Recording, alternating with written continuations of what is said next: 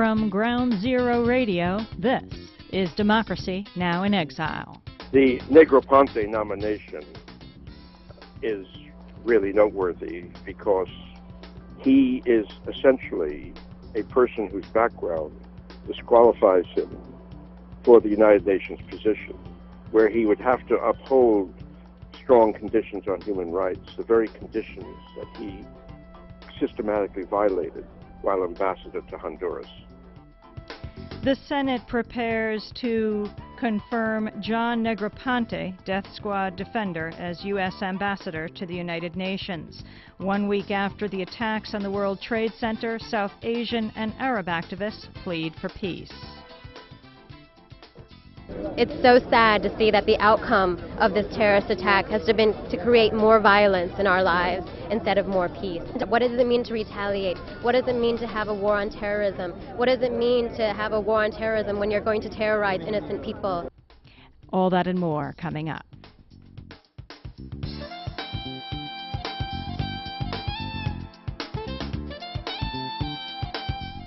Welcome to Democracy Now! In Exile, just blocks from where the towers of the World Trade Center once stood. I'm Amy Goodman. President Bush said yesterday the United States wants terrorism suspect Osama bin Laden dead or alive. The Federal Reserve cut key interest rates to prop up the faltering economy after last week's attacks, while the White House weighed how to help the hard-hit airline industry. The FBI, meanwhile, says it has detained 49 people for questioning in the jetliner attacks that left 5,000 or more people dead at the destroyed World Trade Center in New York and the Pentagon. Attorney General John Ashcroft also announced that hundreds of federal agents would fly commercial airliners to provide safety and urged Congress to act quickly on anti-terrorism legislation that would restrict civil liberties. Bush met yesterday with top domestic advisors to consider a temporary bailout of U.S. airlines and a broader economic stimulus package. He directed his staff to develop a comprehensive package to help the airlines, which are seeking $20 billion. Even though the Federal Reserve slashed its benchmark federal funds and discount interest rates by half a percentage point, stocks plummeted as markets opened for the first time since the devastating attack in the heart of New York's financial district. Pakistani diplomats traveled to Afghanistan at the urging of the United States to appeal to Taliban leaders to turn over Osama bin Laden. According to Taliban-run radio, the Council of Islamic Clerics will decide whether to hand him over. FBI Director Robert Mueller disclosed that 49 people, nearly double the number when the weekend began, have been detained for questioning in the investigation or because of doubts about their immigration status.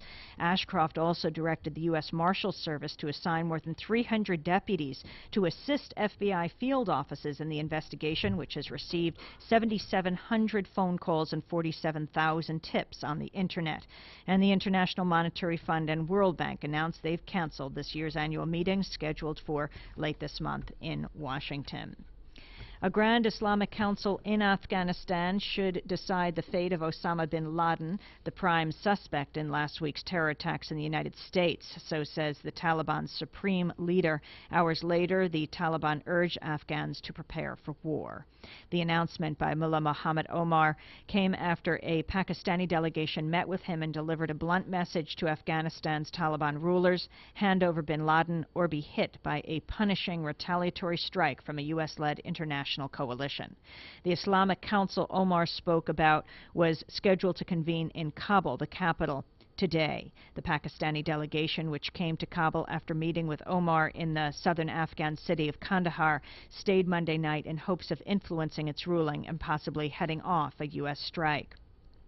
Today, Afghanistan's official news agency warned of a possible U.S. invasion and urged Afghans to prepare for a jihad or holy war against the United States. The meeting in Kandahar took place amid growing tensions yesterday along the Afghanistan-Pakistan border, which Pakistan virtually closed by halting the movement of all goods except for food and by keeping throngs of frightened Afghan refugees from entering Pakistan. The neighboring nations each beefed up its military presence along the 1,500-mile border, and the Taliban Taliban closed their airspace to all international flights, forcing the 110 flights a day that normally fly over Afghanistan to take alternative paths. Pakistan has agreed to a list of U.S. demands for a possible attack on Afghanistan, including closing its border with its western neighbor, exchanging intelligence material, and allowing a multinational force to use its airspace and soil. But Islamabad is also asking that any military action be accompanied by a UN Security Council resolution, according to a Pakistani military official. President Bush called for an end to racist violence in the United States in the wake of Tuesday's attacks on the World Trade Center and Pentagon. Speaking at Washington's Islamic Center, Bush condemned revenge attacks on Muslims and other members of ethnic minorities, saying that attacks against the innocent violate Islamic teaching. Earlier, India's Prime Minister, Atal Bihari Vajpayee, appealed to Bush to protect Indian citizens living in the U.S. after a Sikh was shot dead in Arizona in what's believed to have been an ethnically motivated killing. About 40 race-related hate crimes are now being investigated by the FBI. We'll speak with the cousin of the Arizona man later in the program. World leaders who condemned the deadly aerial suicide attacks on U.S. cities are sounding alarm bells at the prospect of U.S. military strikes against Afghanistan, while Washington's NATO allies have generally voiced full support for President Bush's declared war on terrorism in the wake of the attacks, which killed thousands.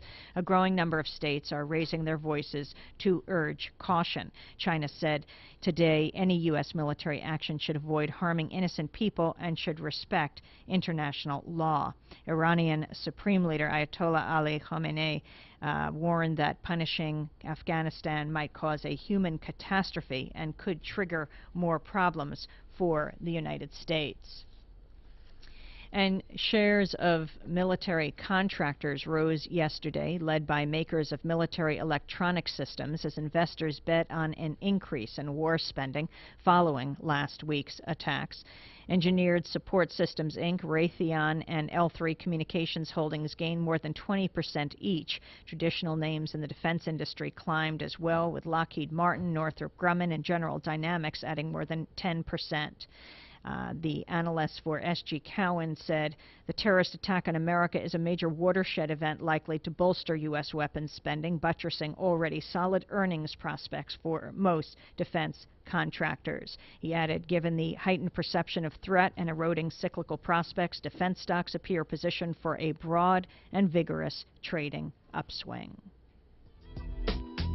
Beware the false motives of others. Be careful of those who pretend to be brothers, and you never suppose it's those who are closest to you,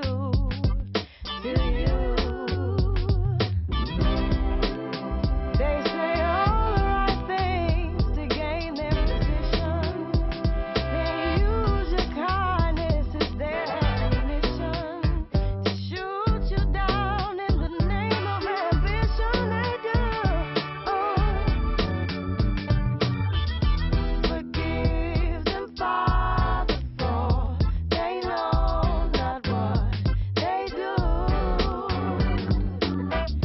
Forgive them, Father, for they know not what they do. Why every Indian wanna be the chief? See the man till he falls. Lauryn Hill, Forgive Them, Father, here on Resistance Radio, Democracy Now! In Exile, broadcasting from just inside, still, the evacuation zone. Police and others just down the street at Lafayette and Canal continuing to control the area, checking every person for some kind of identification and proof that they live or work in the area. We're in Chinatown, just blocks from Ground Zero, from where the towers of the World Trade Center once stood, and where now hundreds of evacuation workers continue to comb through and take away the rubble, hoping to find at least one person alive. The estimates of people lost are now at over 5,400 in last week's attacks. Well, as rescue workers were digging at the World Trade Center yesterday, Forensic scientists are also digging up skeletons at the Honduran military base of El Aguacate, leftovers from the years when John Negroponte was Ronald Reagan's ambassador to Honduras. Now, the Senate Foreign Relations Committee has voted 14-3 to confirm John Negroponte to be the U.S. ambassador to the United Nations. Negroponte's nomination moves on to the full Senate, where he's almost certainly going to be confirmed.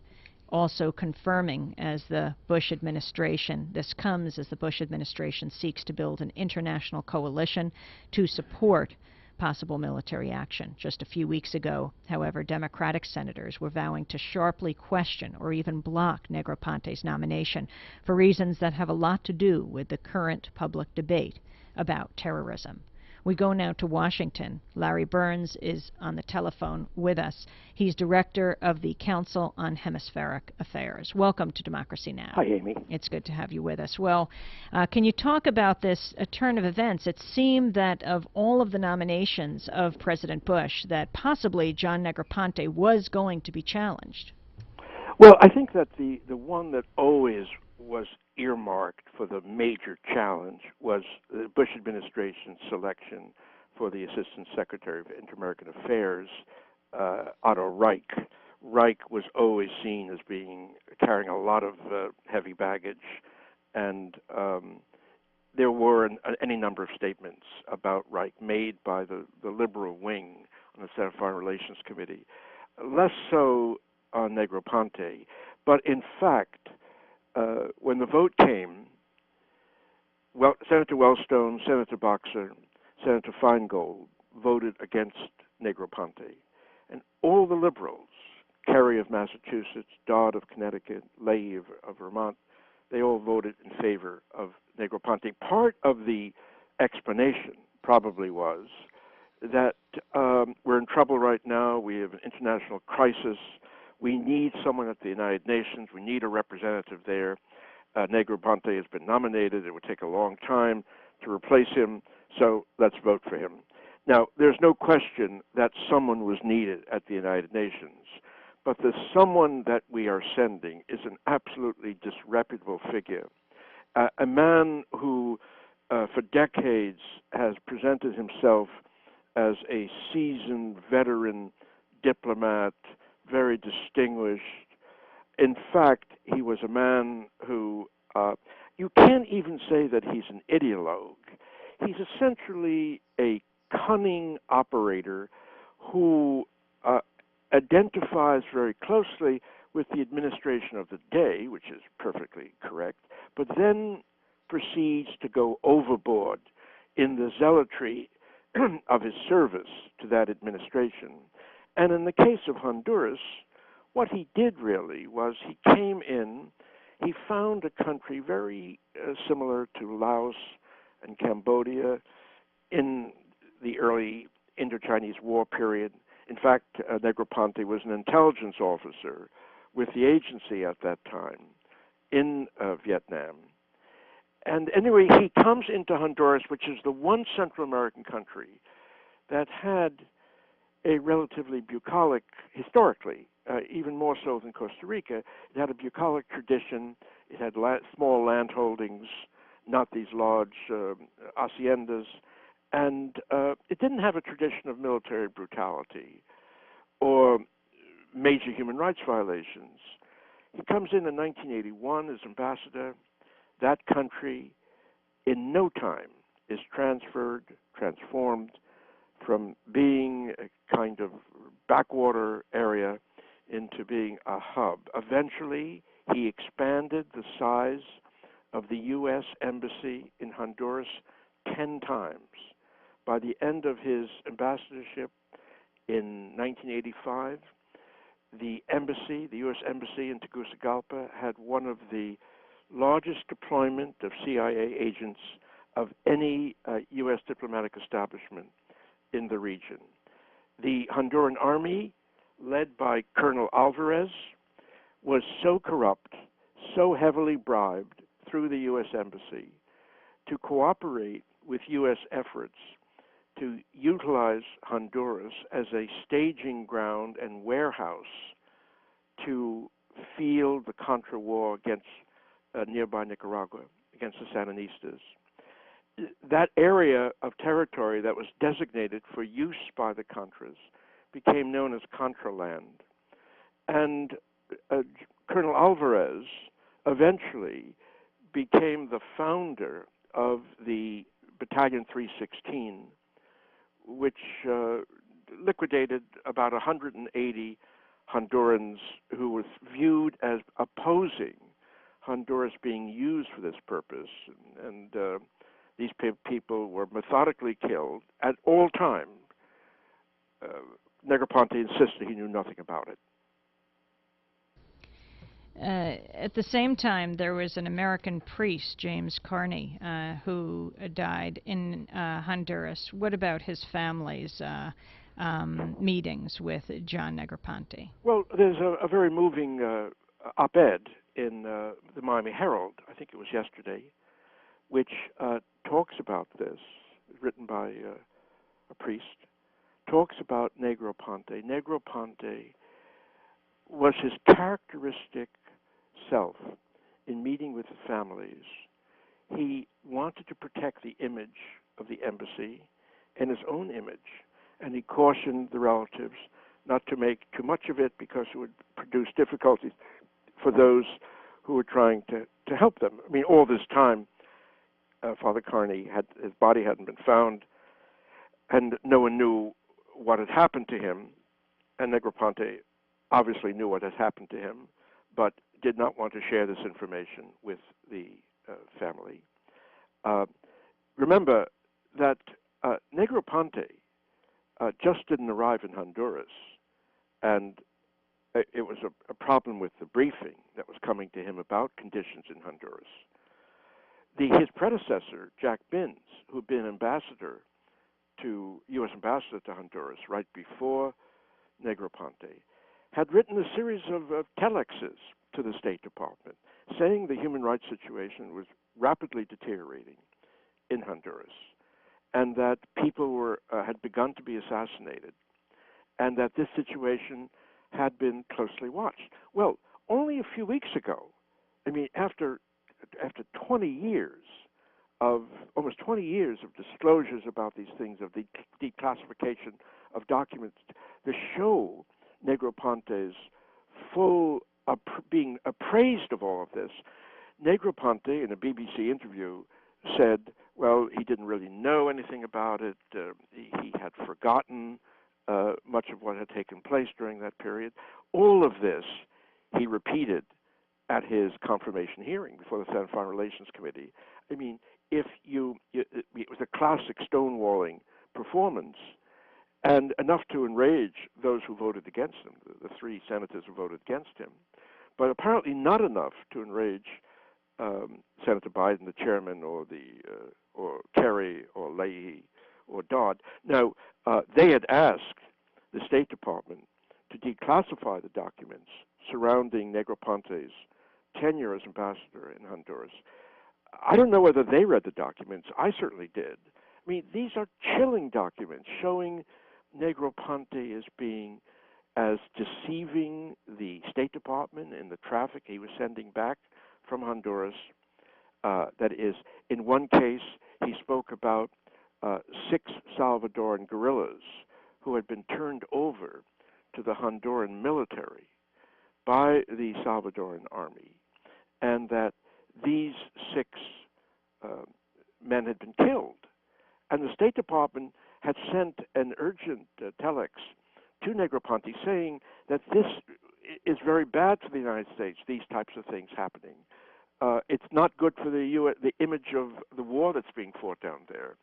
So Negroponte responds by saying that Colonel Alvarez had assured him that these 6 men had not been assassinated, had not been murdered after being rounded up, but had been killed while trying to escape. Now, that, of course, is the classic joke in Latin America. Dictatorships always kill their victims when they're trying to, quote, when they're trying to escape. But Negroponte presented this as a serious explanation for the fate of those men. Finally, Larry Burns, we're talking about Negroponte as the U.S. ambassador to the United Nations in a very critical time, at a time where the U.S., it looks like it's about to go to war. So he will be a leader of this, not only the outright, if there are dropping of bombs on a country, but what is being described as a prolonged counterinsurgency effort in a number of countries. What is the significance of this? Well, of course, he's had a lot of experience with low-intensity warfare. That was the kind of wars that were being fought in Central America while he was ambassador there. But I think what is particularly noteworthy about this appointment is how will John Negroponte appear before the UN Security Council and condemn human rights violations in China or North Vietnam or North Korea or any other place he chooses to denounce, when everyone in that room will know that under his ambassadorship, human rights violations in Honduras soared, that he was totally unsympathetic to those human rights advocates and monitors who were concerned about the escalation of such violations, and that he always managed to cover and protect the victimizers. It also rather than the victims. It also comes at a time when the U.S. is going to change the laws around hiring of human rights abusers, as, for example, CIA assets, something that was tightened up in recent years. That's a very kind of distressing development, because what it really means is that people who we would condemn as outrageous malefactors, that these people will be put now on the U.S. payroll. Of course, that's not much of a change since Montesinos, the spy master of Peru, the major human rights violator there, was on the CIA payroll. Colonel Cedras, the head of the Haitian military junta, was on the payroll. René D'Aubusson in El Salvador, the man who authored the murder of Archbishop Romero, he was on the CIA payroll. I mean, I'm not so certain that this marks an abrupt departure from established practice. Larry Burns, I want to thank you for being with us, Director of the Council on Hemispheric Affairs, speaking to us from Washington, D.C. You're listening to Democracy Now! In Exile. Back in a minute.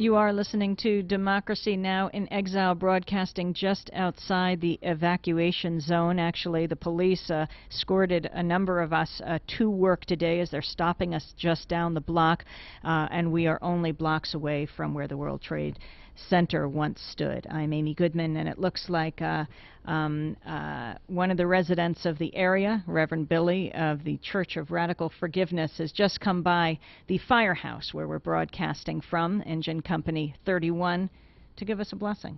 Hallelujah, Sister Amy. It's a pleasure to be here today.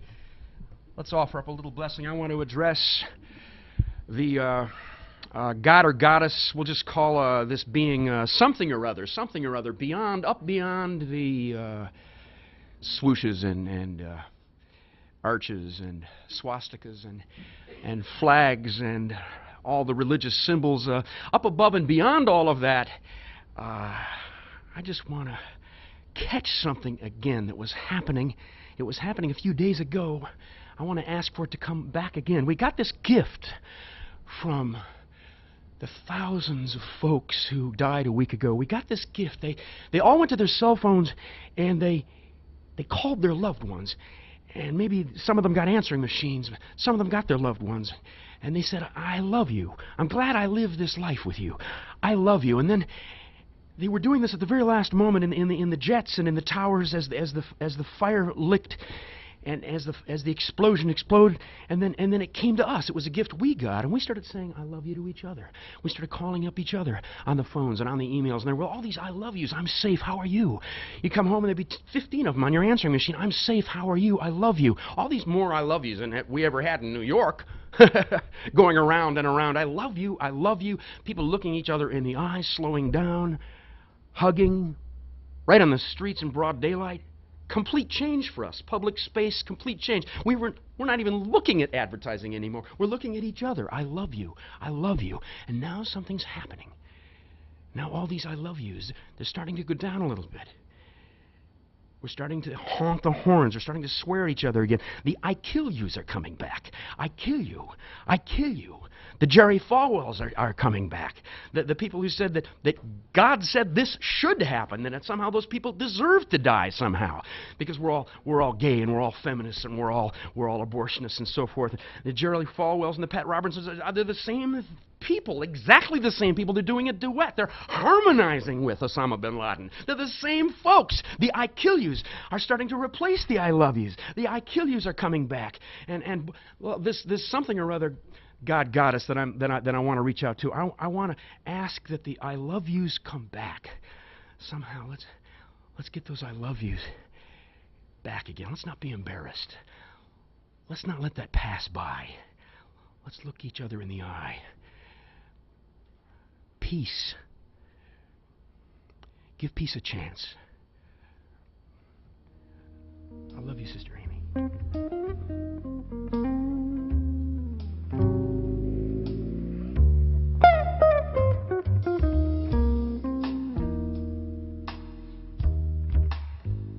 Reverend Billy of the Church of Radical Forgiveness.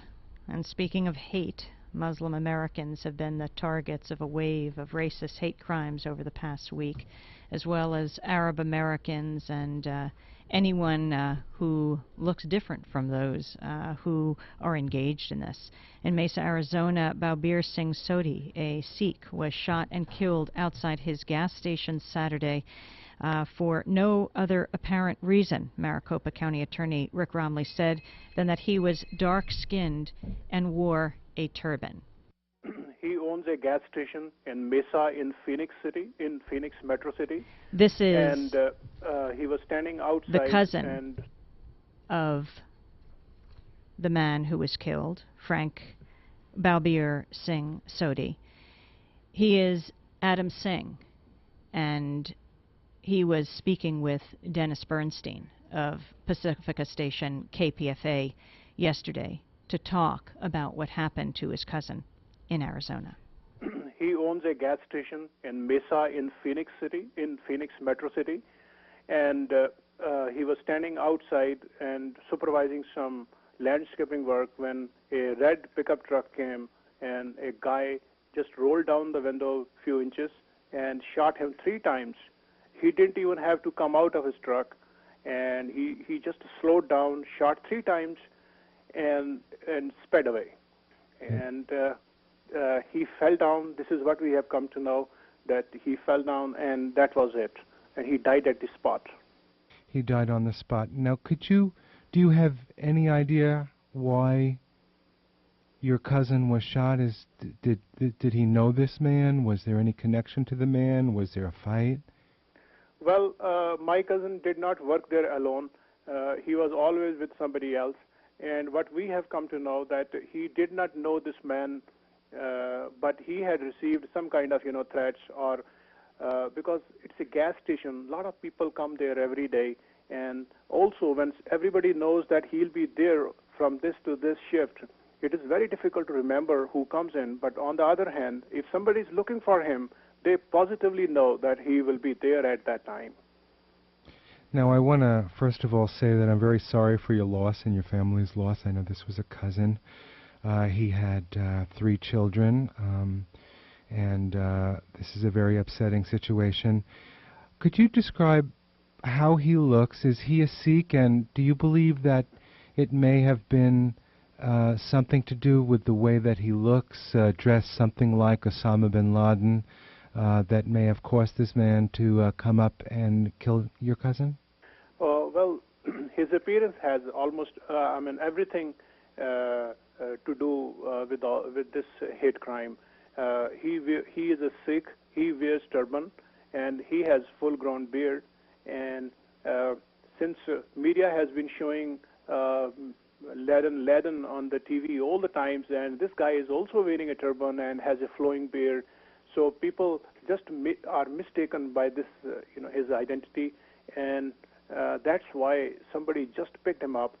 And the guy who has done it, is about 42 years old, and he has already been intercepted, and I don't know how or when the charges are going to be pressed.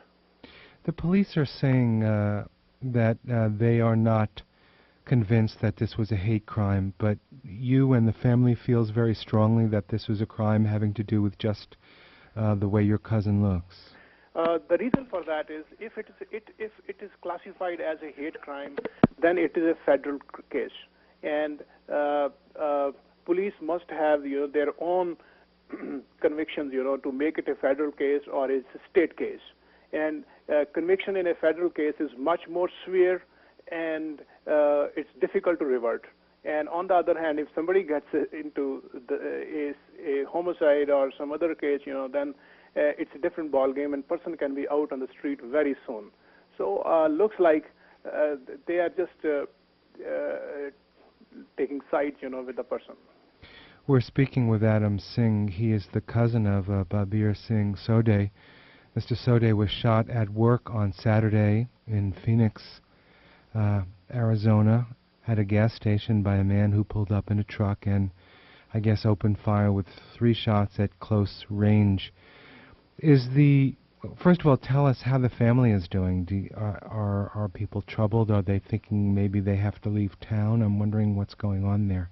Well, all the brothers are in business in Phoenix area, and he used to work in San Francisco before, and now he had just opened the store over here and working.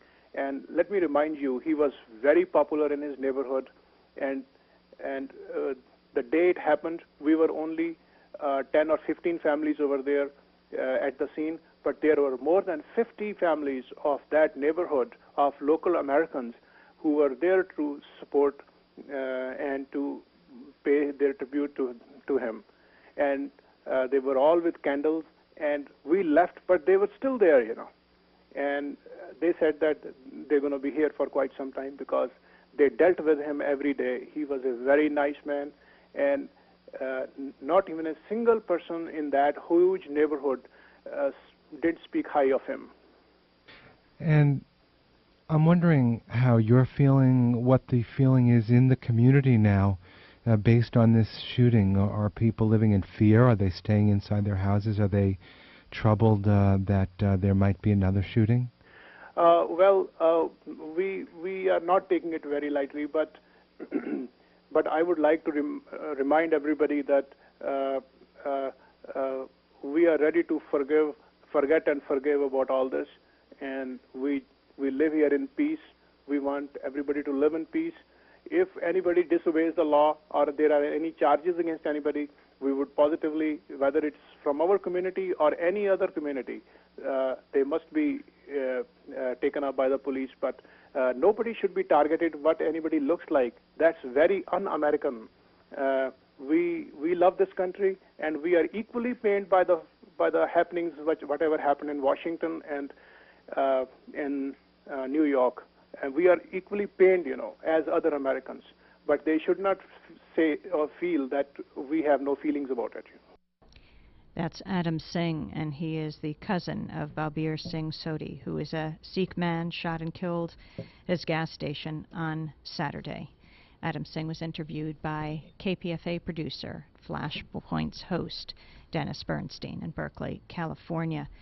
The alleged attacker of Balbir Singh Sodhi, Frank Silva Roque, was charged yesterday with first-degree murder. He was quoted as saying in a police report, "I'm an American. Arrest me. Let those terrorists run wild."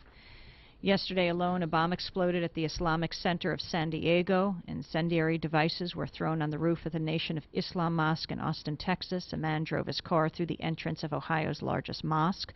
At least 3 other mosques in North Texas have been vandalized since last week's attacks. Vandals have also left their mark on a mosque in Bridgeport, Connecticut. Muslims who arrived for prayer yesterday found the phone wires cut and graffiti saying, "You will all die." The New York-based United Sikhs in Service of America lists some 196 backlash hate crimes on its website as of this morning. Well, on Sunday evening, more than 2,000 people gathered to mourn and pray for peace in the heart of the Arab American community in Brooklyn. Muslim, Jewish, Christian, and other religious leaders led New Yorkers in the ceremony as they looked across the river to what remains of the World Trade Center. Today we have several of the women who participated in that vigil with us in our studios in Chinatown. And by the way, we're also broadcasting on MNN, Manhattan Neighborhood Network, Channel 34 as well. We're joined by Purvi Shah, as well as Sunita Mehta of Saki for South Asian Women, and Fahima Danishgar, who is an Afghani woman with the same group. And they have also formed Women for Afghan Women as well. As you listen to the interview with Adam Singh, Purvi Shah, what are your thoughts? I feel sad for the first terrorism that took down the buildings, and the sad for this internal terrorism that people are facing now, Sikh people especially, but also Muslim people in general and Arab American people. And in some level, I blame the media, the national media, for highlighting that taking off of Sher J.B. Singh of the Amtrak train publicly when the FBI took him off that train as a Sikh, as a man who was wearing a turban. Nobody announced publicly afterwards in the same highlighted dramatic way that he has no involvement in those attacks. Explain what happened. The day after the World Trade Center plane attacks, then there was an Amtrak train that was stopped in Providence. A man was removed from that train. He was Sikh, Sher J.B. Singh. Sikh people wear a turban. They're part of an Indian community of religious followers of Sikhism.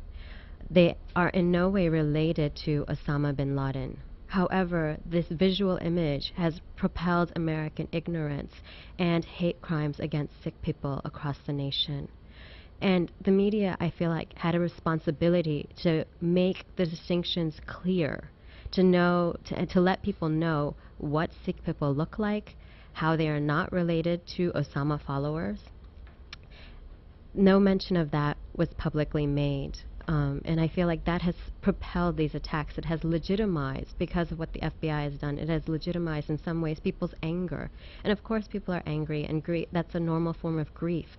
But to take it out on innocent people is wrong. And a nation founded on the idea of innocence until proven guilty, how is it possible that people can become vigilantes against innocent people? They're performing the same kind of hatred, prejudice, and terrorism that brought the World Trade Centers down in the first place. We abhor that, and we condemn that violence as well. Sunita Mehta, one of your friends was in the World Trade Center. Can you talk about her? I'm with a decade-old anti-violence South Asian women's organization called Sakhi for South Asian Women, as is Purvi.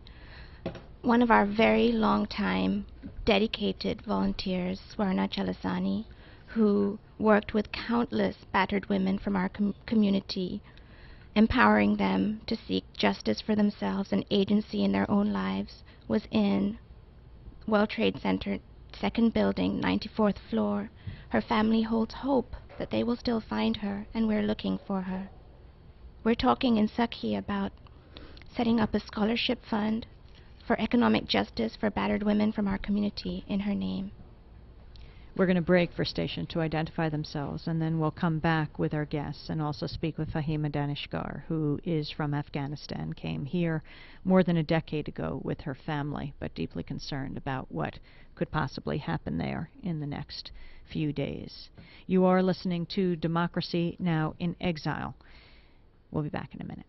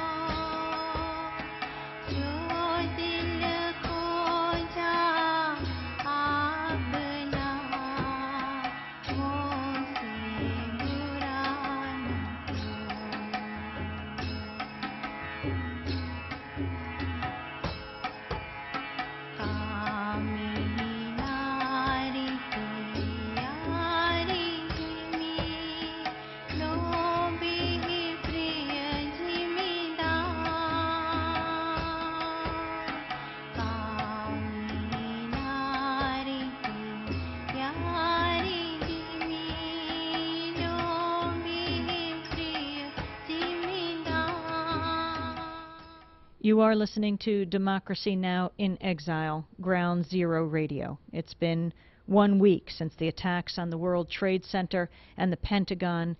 The numbers of people who have not been accounted for have risen well over 5,000 at this point. The world is focused on those attacks, but there are other attacks that are going on as well in the aftermath of last Tuesday, and there are attacks on people of color around the country. We're joined right now by Purvi Shah, Sunita Mehta, and Fahima Daneshgar, and they're all women with Sakhi for South Asian Women, and formed a new organization, Women for Afghan Women, as well. Fahima Daneshgar, you came to this country when? My family and I moved here in 1987. We left Afghanistan as exiles, escaping a communist government. And you got political exile, Yes. political asylum here in this country. You got that asylum when the Mujahideen were fighting? Actually, it was during the Soviets. During the Soviet period? Yes. You now have been here through the Taliban regime. And Yes, what we are your have. thoughts about that regime? For the past 5 years, the Afghan community has been in deep sorrow and sadness over the takeover of the fundamentalist government of the Taliban. The Afghan people are not, the majority of the Afghan people are not represented by the Taliban government. The U.S. government and the people should know that there's a vast difference in the poor, devastated people of Afghanistan and the terrorist jihadi Taliban criminals. What does Taliban mean? Taliban comes from the word talib, which means a religious student of the madrasa, which is a religious school. And as the events have developed in the wake of the attacks, what have been your thoughts? I'm in deep anguish on both sides. I'm on fire on both sides of the coin. My birth nation, which is Afghanistan, will be bombed very shortly, and I'm sad, and my heart breaks for the innocent victims who have been part of a 30-year ongoing war, and they will suffer the consequences for Osama bin Laden and his terrorist reign. And also my heart goes out to the American victims and the nation that I've come to call home, and the tragedy that's happened here. What about the people who I guess have now become refugees, who are trying to get out of Afghanistan? That's a great problem right now because Pakistan and Iran have closed their borders, so these people basically have nowhere to go. Last night about 20,000 of them did not abide by the rules and forced their way through Pakistan. Now these are innocent widows who have lost their husbands over the 20 years of war, with small children who are trying to escape but have nowhere to go. But they've closed the borders. Yes, yes, they're So not how do taking they it. make it through? I guess they force their way somehow. How do you get information, Fahima? I used to get information, scholarly information, from an Afghan website, which has been shut down, unfortunately, because of what has happened and the backlash from the American people. And the site had to close down because of all the hate mail that they received, which is truly sad because it was an academic and scholarly source that was very vital. And I also get my sources from like everyone else, from CNN, BBC, and other world channels. Purvi, you wanted to say something? Purvi Shah of Saki, Southeast Asian Women. Sorry, I just wanted to jump in here because I'm a teacher at Rutgers University, and I had a little session with my students for the first time classes met after everything happened, and I wanted to get their reactions and sentiments and comments, and I let people speak for a while, and the first thing that one of my students said, who's a first-year student in college now, was, we should just bomb them, we should annihilate them. So I asked, who is them? Who are we bombing? Why? And how does that stop terrorism? And then I asked them how many of them knew where Afghanistan was. Only 1 out of 22 students knew where this country was. I think it's so important that people understand Afghan history, that they know about the Soviet invasion, that the 10-year war that was fought with the Soviets, that the U.S. funded this military effort by the Taliban and the people in Afghanistan against the Soviets, because at the time we also did not want the Soviets to rise to power and to fight communism.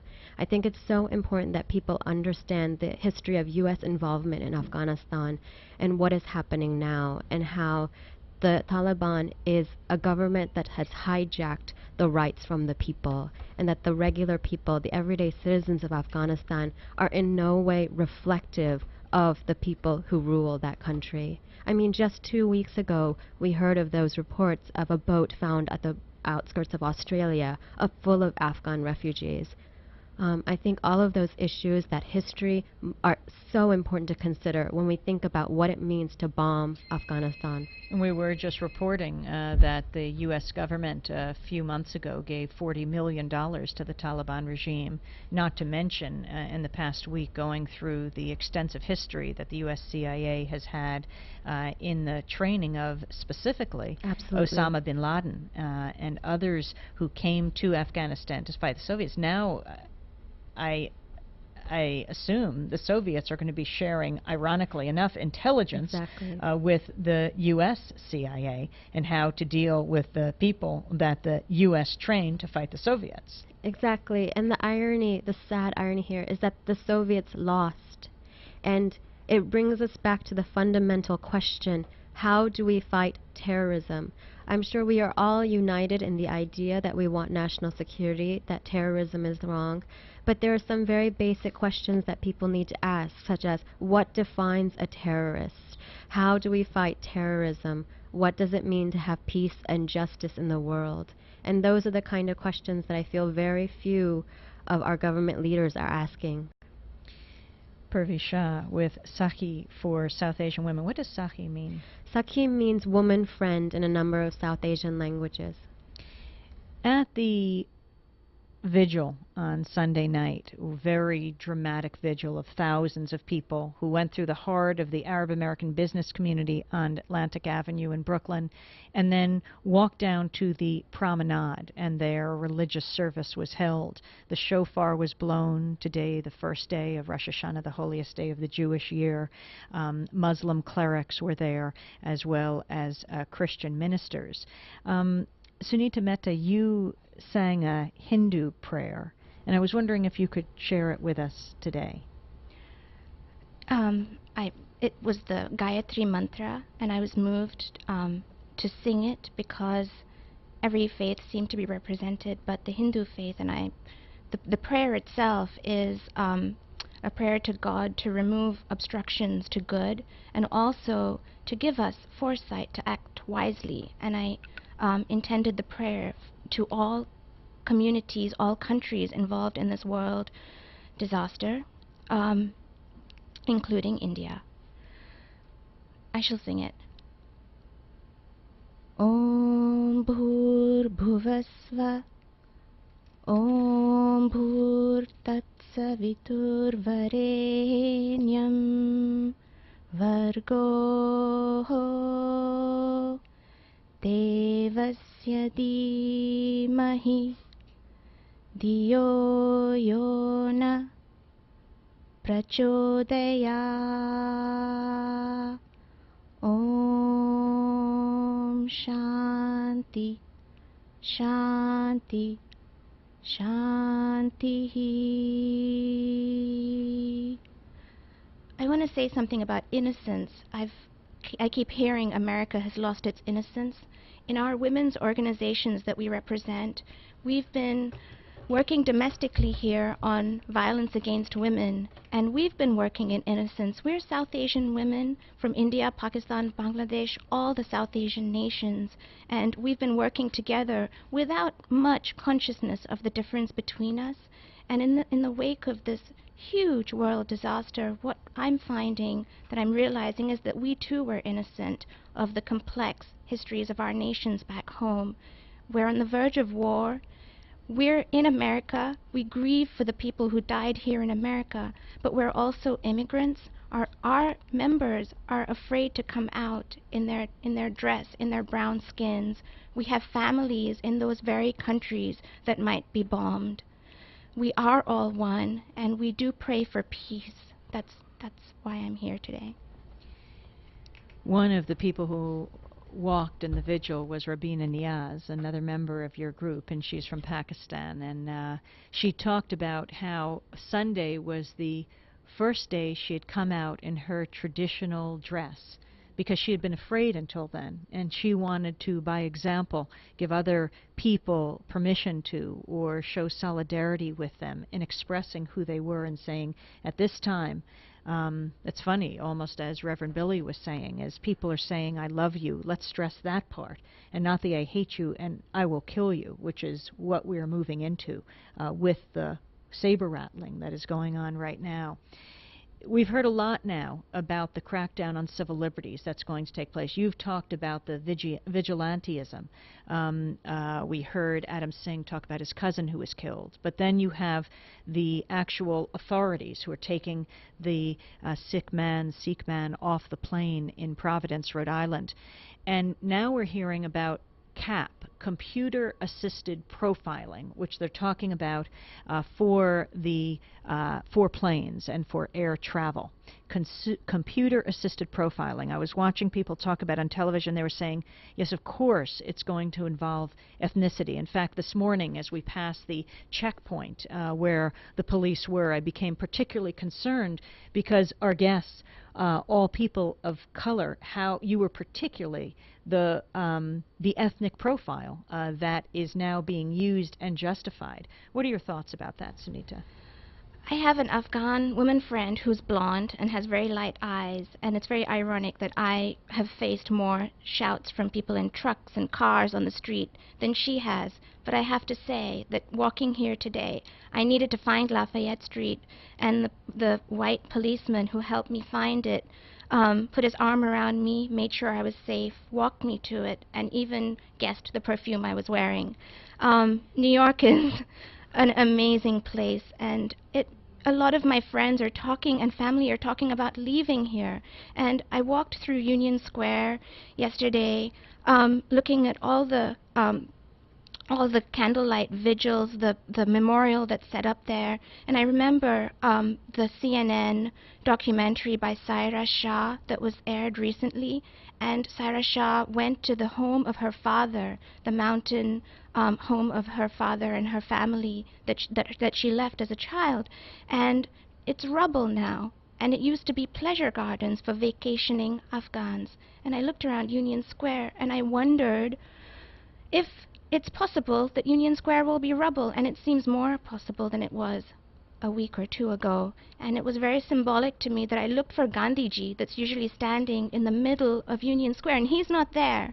And I had a shock of fear that ran through my body. Oh, that's very significant, and I didn't know that. There is the statue of Gandhi in Union Square. That's what it's known for. It's gone? it must be gone for renovation or park improvement. It's not there. There was a vigil on Friday night. That was not only a vigil for those who have died here in New York and Washington, but also a peace vigil. In our next hour, we'll play an excerpt of people talking there.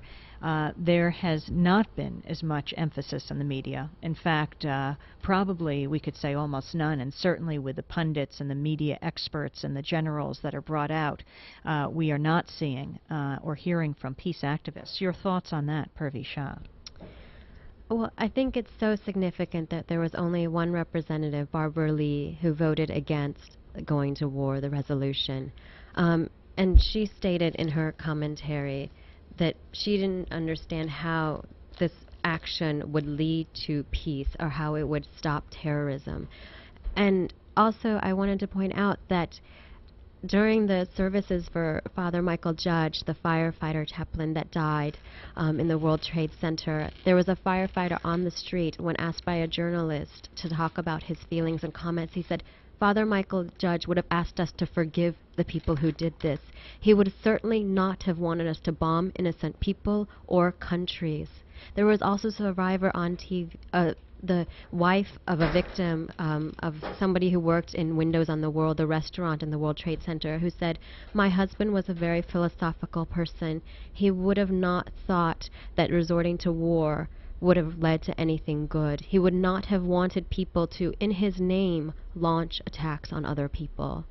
I feel like those voices have been so slim. Instead, what we are getting at first was an outpouring of sympathy, which is so important right now. There's so much grief and exhaustion in New York City. We feel it ourselves. And it was so great to have so many people in the U.S. behind us. But that kind of movement of flag waving, of vigils, has turned into something else, has turned into a movement to war. And that's not what we need to heal right now. And I just feel very sad for all of those people who died in the World Trade Center, but also for the people who are going to die in their names. I want to give the last word to Fahima Danishgar from Afghanistan, now living in the United States, an Afghani American. Are you afraid to walk on the streets of the United States, specifically New York? Amy, nationality is not something that's easily sought and seen in Afghans because we blend in so well. But, however, I am afraid for everyone else who is of Middle Eastern background and of South Asian background who might get the racial profiling. And I think that if we do start this racial profiling, that it's hitting at the core of our democracy. Sunita Mehta. I want to read a quick quote by an Afghan-American writer, Tamim Ansari. When you think Taliban, think Nazis. When you think Bin Laden, think Hitler. And when you think the people of Afghanistan, think the Jews in the concentration camps.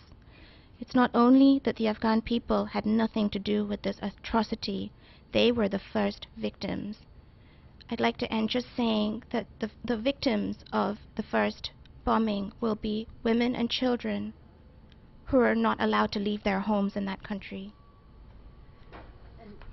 I just wanted to add that at this time we need to find solidarity with all kinds of people. I had many people, an Israeli student who had solidarity too. There's hope and peace, and that's what we need to focus on.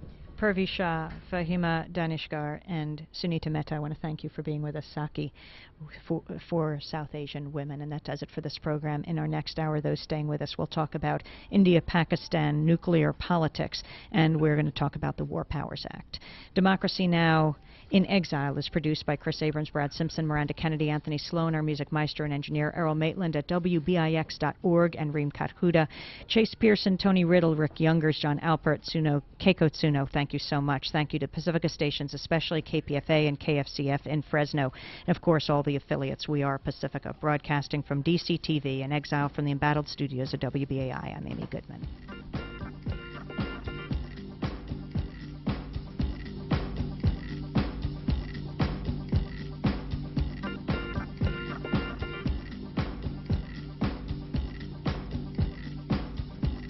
She asked me why. I just went on and told her. She asked me why. I just went on and told her. She asked me why. I just went on and told her. She asked me why. I just went on and told her.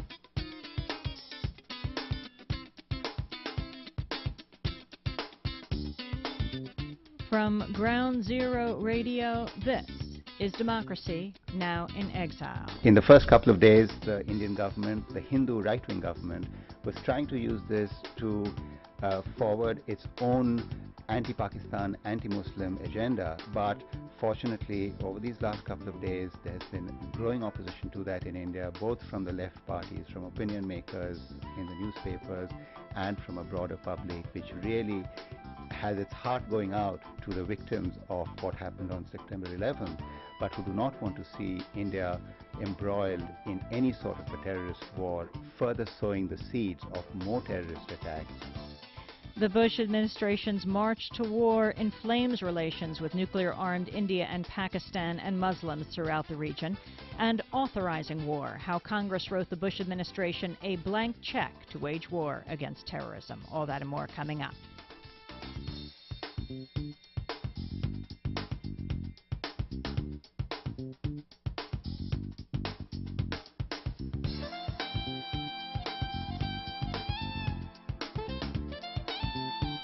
Welcome to Democracy Now! In Exile from the evacuation zone.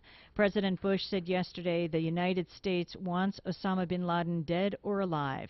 The Federal Reserve cut key interest rates to prop up the faltering economy after last week's attacks, while the White House weighed how to help the hard-hit airline industry.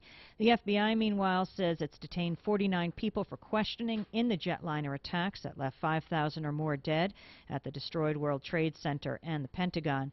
Attorney General John Ashcroft also has announced that hundreds of federal agents will fly commercial airliners to provide safety and urge Congress to act quickly on anti-terrorism legislation that would also restrict civil liberties. World leaders who condemn the deadly aerial suicide attacks on U.S. cities are sounding alarm bells at the prospect of U.S. military strikes against Afghanistan.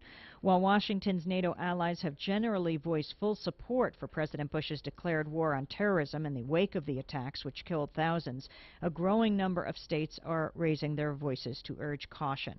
China said today any U.S. military action should avoid harming innocent people and should respect international law. In the Islamic world, immediate concerns centered on American intentions toward Afghanistan, whose Taliban rulers have spurned repeated demands to hand over Osama bin Laden. U.S. leaders have named the Saudi-born millionaire as their prime suspect. With Afghan troops and Scud missiles reportedly massed along the border with Pakistan and tens of thousands of people seeking to flee the country, Kabul once again raised the prospect of a jihad or holy war against the United States. The Iranian Supreme Leader, Ayatollah Khomeini, warned that punishing Afghanistan might cause a human catastrophe and could trigger more problems for the United States. The United Arab Emirates, one of only 3 countries who recognize the Taliban, urged Washington not to act hastily. Egyptian President Hosni Mubarak, whose country is a key U.S. ally in the Middle East, also said yesterday the United States should think twice before taking military action that would kill civilians. A senior UN official said, meanwhile, he planned to ask U.S. officials today to weigh carefully the humanitarian consequences of any military action against Afghanistan. And among America's NATO allies, even British Prime Minister Tony Blair's government has appealed to Washington to deliberate before any retaliatory strike, with a spokesperson saying NATO support did not necessarily mean a blank check. The French foreign minister has said it's important to avoid a clash of civilizations between the West and Islam in the wake of the attacks, and the German chancellor and foreign minister have similarly called for a measured response. Police yesterday stood guard at Capitol Hill offices of California Democrat Barbara Lee the target of threats after casting the lone vote in Congress against the use of military force in response to last week's terror attacks. Plainclothes Capitol officers first took up posts in her legislative office on Saturday morning, hours after she became the only member of either the House of Representatives or Senate to oppose a military response to the attacks. She would not specify the threats, but said the response began to pour in immediately after she cast her vote on Friday night. The resolution, which authorized the use of force by President Bush in response to twin attacks on the Pentagon and World Trade Center that left more than 5,000 people dead or missing, passed 98-0 in the Senate and 420-1 in the House on Friday. The vote was not out of character for Barbara Lee, who's criticized former President Bill Clinton's bombing campaign against Iraq in 1998 and was the only House member to vote against a March 1999 resolution authorizing the bombing campaign in Serbia. Her stances have not hurt her at home in California, where she represents Oakland and Berkeley.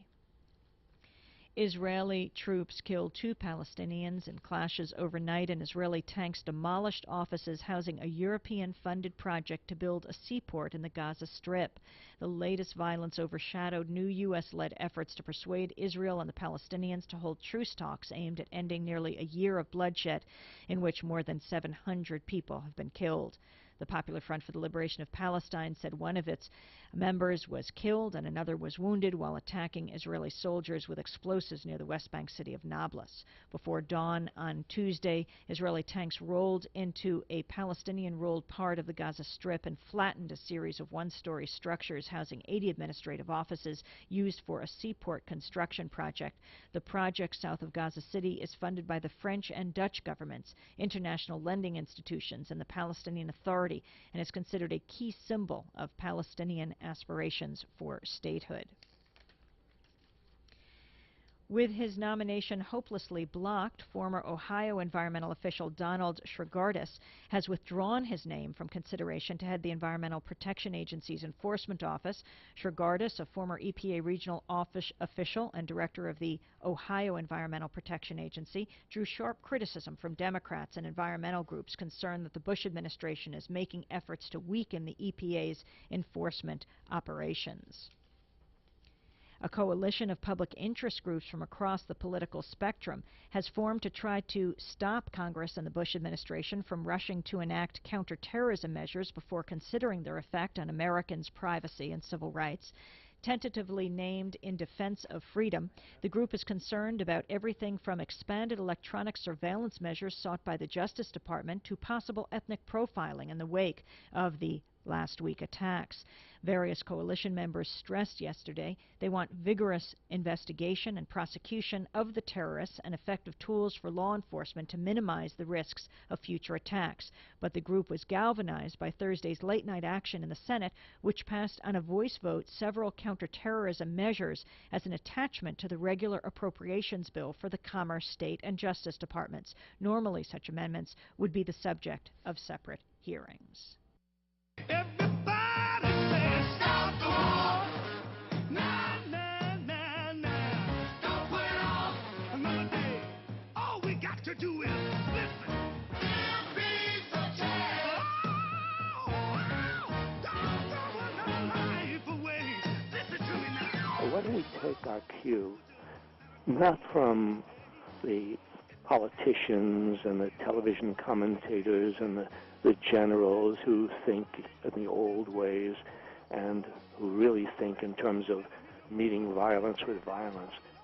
Why can't we take our cue from the rescue workers, from the compassion shown by the medical teams, the doctors and nurses and medical students, the firemen and policemen, whose thought when they are taking care of these people and trying to find people and help them and cure them, their thought is not of retaliation. You know, their thought is of human compassion and how to end the suffering.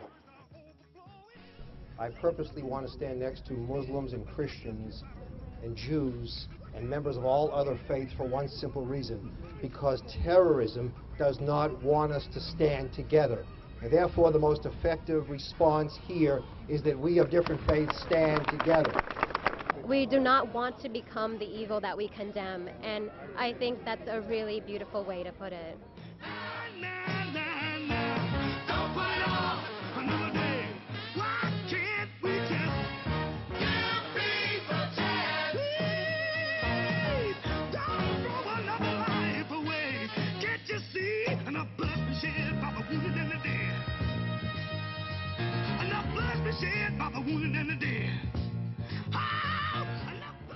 Edwin Starr, Stop the War, here on Democracy Now! In Exile, Resistance Radio. I'm Amy Goodman.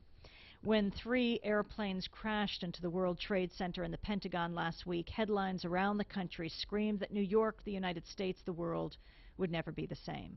But the U.S. media has given little attention to how countries other than the United States will be affected. Pakistan has been at the center of the Bush administration's attempt to force Afghanistan to extradite Osama bin Laden, which the U.S. has named, he has been named by the U.S. as the primary suspect. After days of intense negotiations, Pakistan agreed to support the United States in the event of a military strike against Afghanistan. Yesterday, a high-level Pakistani delegation met with Taliban officials to seek the surrender of bin Laden. Also yesterday, Pakistan shut down its border with Afghanistan, preventing thousands of refugees from entering and ordering police to confine more than 1 million of those already in the country to the squalid camps in the north where they live. Meanwhile, a coalition of Pakistan's hardline Islamic parties vowed to launch a nationwide campaign of strikes and protests over Pakistan's collaboration with the United States. More than 30 parties, which make up the newly formed Council for Defense of Afghanistan and Pakistan, agreed at a meeting in Lahore that they would, quote, consider any U.S. attack on Afghanistan as an attack on Pakistan. They warned that Pakistani cooperation with any attack could trigger civil war in the country. The council called for strikes and protests across Pakistan from Friday in a bid to force the government of President Pervez Musharraf to reverse its decision to cooperate with whatever action the U.S. decides to take against Afghanistan. In a statement, the party said, quote, if Afghanistan declares jihad against America, we will stand by them. It went on to say Pakistan will have to suffer devastating consequences for a long, long time. We go first to Pakistani peace activist and physicist Zia Min, who is currently a research scientist at Princeton University's program on science and global security. Welcome to Democracy Now! In Exile. Good morning. It's good to have you with us. Well, can you talk about how the events of the last week will impact your country, Pakistan? I think that this may be one of the most pivotal moments in the history of Pakistan, comparable perhaps only to the first military coup that took place in Pakistan in 1958 and the 1971 war, which split Pakistan and created Bangladesh from the former East Pakistan, in that the very political and social structure of the country, its institutions of power, and its sense of identity and relationship to its neighbors and the rest of the world will be transformed by this event.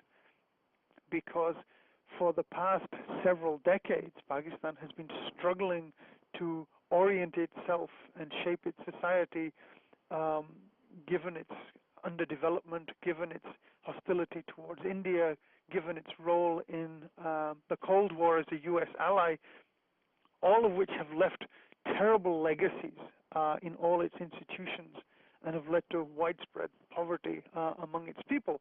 And as a consequence of which, of course, there has been the rise of an increasingly organized and increasingly sectarian and violent Islamic radical political movement in Pakistan.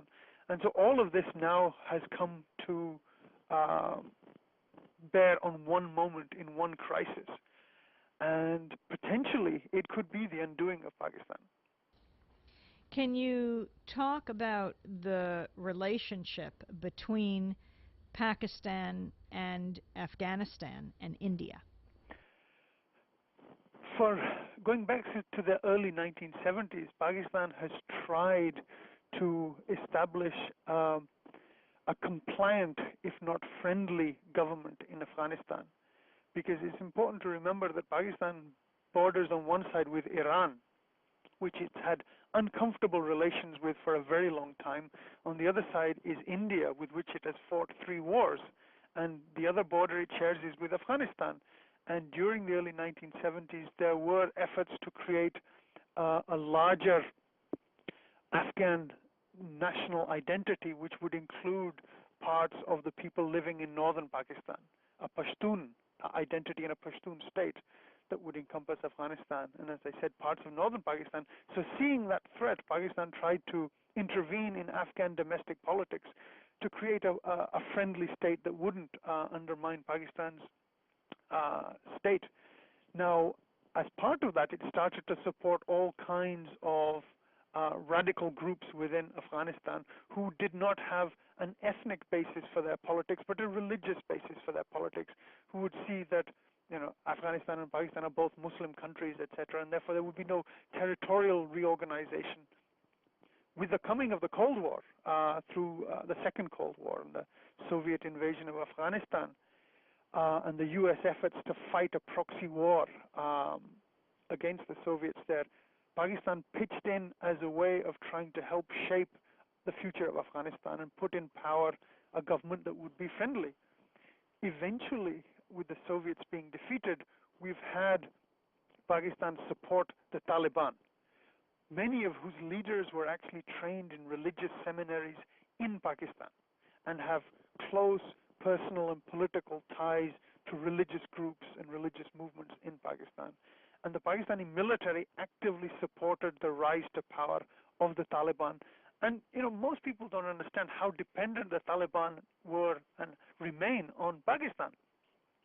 That the military victories that allowed the Taliban to come to power were made possible by the fact that Pakistan helped pay for Taliban troops, provided ammunition, provided fuel, provided direct combat support, armed them, trained them, and actually, we believe, planned and directed, and in some cases actually sent in troops to fight alongside the Taliban so that they could take over Afghanistan. And the Taliban have done what Pakistan have wanted ever since, in the sense that they have been a client state as far as the Pakistani government has been concerned. Now, if the U.S. goes after the Taliban, rather than just Osama bin Laden, in the kind of military assault that we see being prepared, one of Pakistan's concerns is then who will replace the Taliban? Will Pakistan end up with a government that will be forever hostile to Pakistan for having done this? On the other border, there is, of course, India, and the relations between Pakistan and India are now at a very delicate stage, because after the nuclear tests in 1998, India has launched a massive arms buildup, buying billions of dollars of weapons from its traditional supplier, Russia, and now from Israel. It signed a $2 billion arms deal with Israel, and now there is talk of the U.S. beginning to supply weapons to India once sanctions are lifted.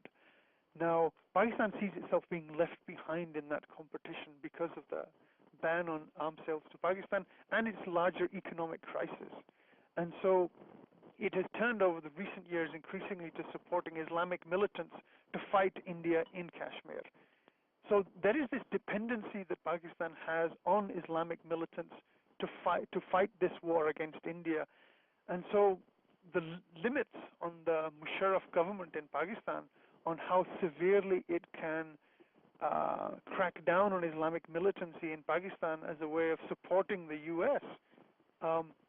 Is constrained by this, that what do they then do about their policy towards India?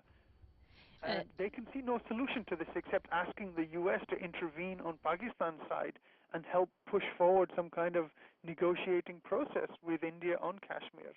Now, there's no sign that India is willing to talk about this. And so, in several ways, the Pakistan's geopolitical ambitions in its neighborhood, etc., are all coming undone, and they can really see no way out of this.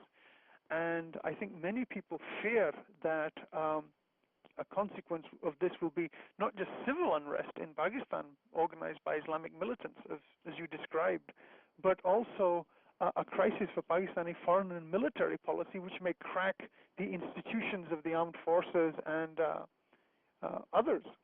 Ziamin, we have to break for stations to identify themselves. When we come back, we'll also be joined by an Indian scientist as well as an Indian writer to talk about what military escalation against Afghanistan and the South Asian region will mean for the two countries. You're listening to Democracy Now! In Exile, broadcasting from within the evacuation zone, which remains just outside of the area that used to be the World Trade Center towers. Stay with us.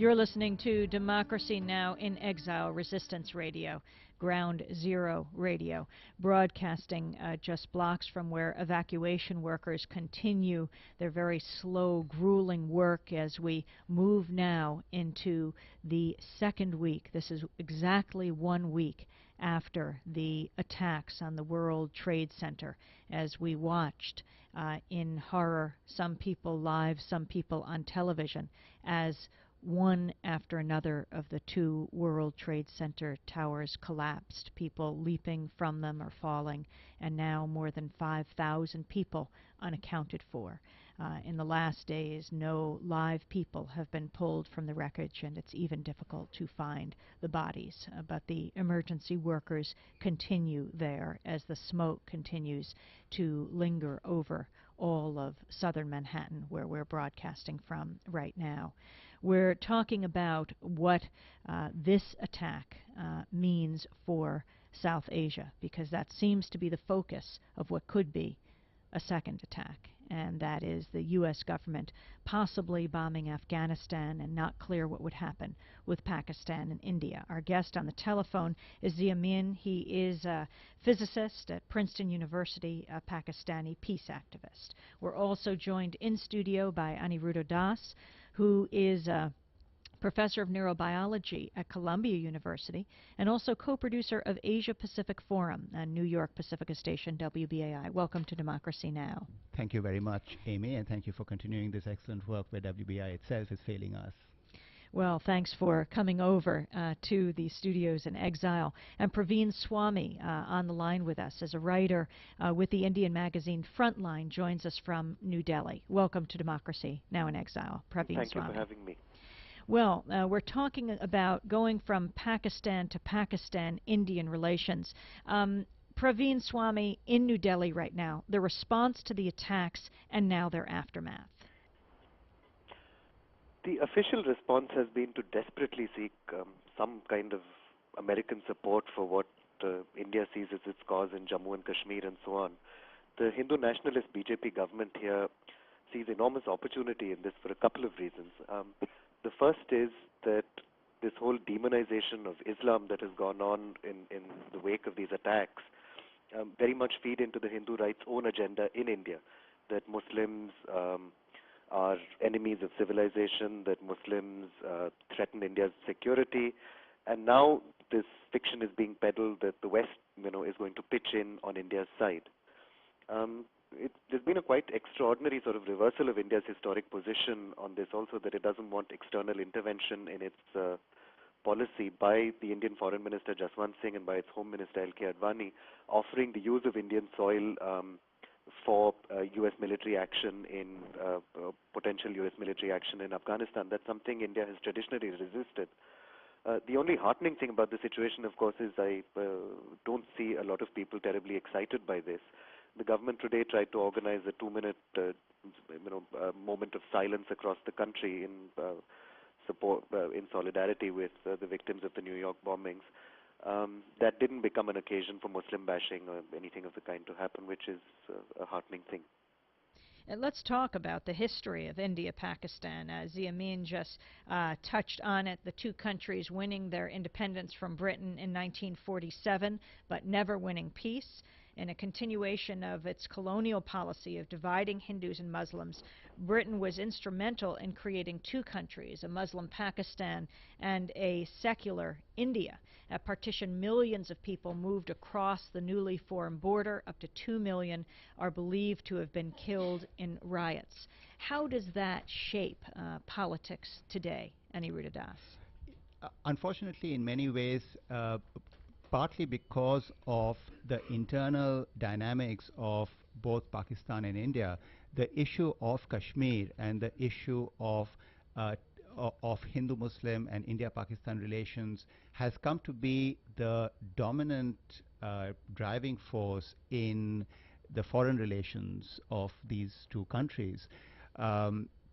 This is, as people here know, this has been thrown into particularly high relief in 1998 when both India and Pakistan successfly detonated their nuclear tests within about 10 days of each other. In India, the region of Kashmir, going back very briefly in history, Kashmir, which is the one state in India which has almost an equal population of Hindus and Muslims, had tried to maintain a certain separateness from both India and Pakistan, but tried to join some sort of a loose federation of the two.